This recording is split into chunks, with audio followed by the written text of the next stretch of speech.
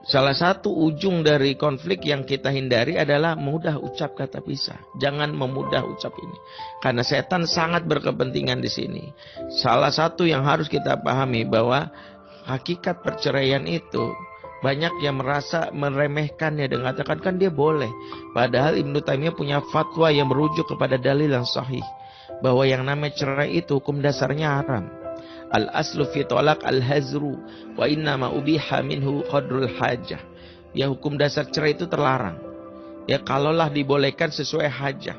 Hajah atau kebutuhan ini terkait dengan maqasid syariah.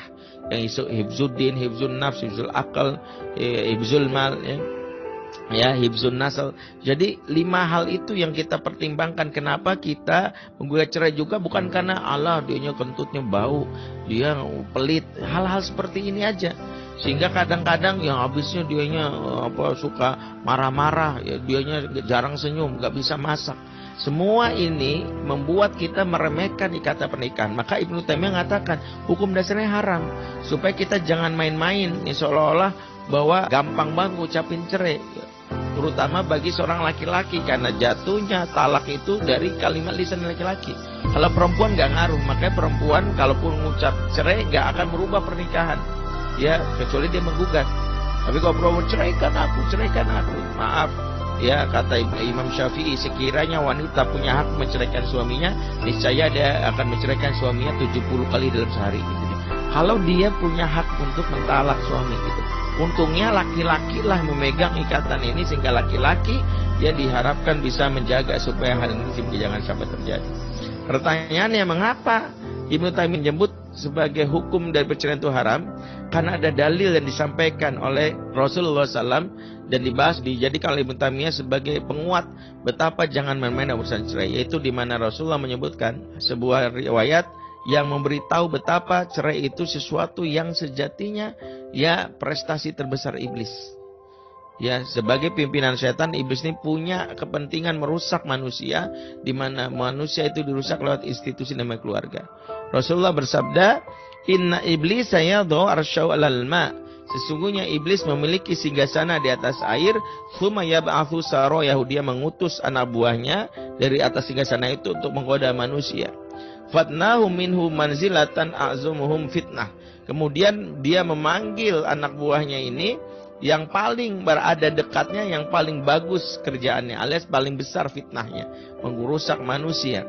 Ya, yaji'u ahaduhum fayaqul, datang di antara masing-masing anak buahnya melaporkan apa yang dilakukannya. Fa'altu kadza wa kadza, saya sudah melakukan amalan ini dan ini. Jadi ini laporan dari setan kepada iblis, saya sudah membuat manusia berzina, berjudi, minum-minum keras, gitu katanya. Apa kata iblis? Fayaqul ma sunata syai'an. Yang kamu lakukan itu kecil, terlalu mainstream istilah kita, biasa, nggak ada yang istimewa. Semua setan dong lakukan itu, katanya begitu. Tsumma yaji'u ahaduhum fayaqul, ya, kemudian datang yang lainnya, ya, berkata kepada iblis, ma taraktu hatta faraqtu bainahu wa baina imra'atihi. Ya, saya tidak tinggalkan seseorang, saya pepet terus seseorang, saya tidak melepas dia walau sejenak sampai dia bercerai dengan pasangannya, sampai dia menceraikan istrinya atau suaminya. Rasulullah bersabda, qal ya fayutnihi minhu. Kemudian iblis memanggil, ya, setan tadi duduk di sampingnya sebagai bentuk penghormatan.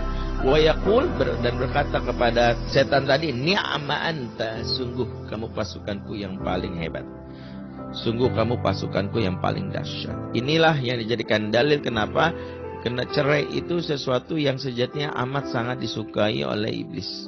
Jadi sejatinya ketika kita memandang konflik itu, jangan langsung kepada solusi akhir.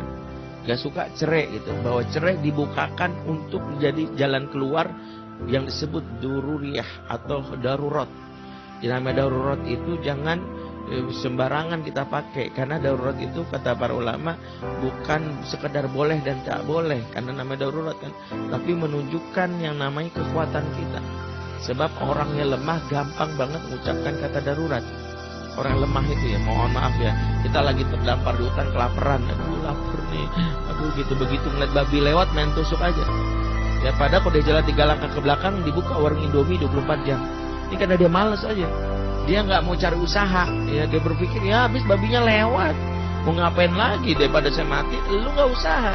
Sebagian istri atau suami ketika menghadapi masalah rumah tangga, habis ya gimana, darurat banget Ustaz nih. Soalnya istri saya begini, suami saya begini. Daripada nanti saya diapa-apain, iya, tapi kita nggak menyelesaikan akarnya. Inilah yang harus kita pahami. Kenapa rumah tangga itu harus diselesaikan dulu akar permasalahannya.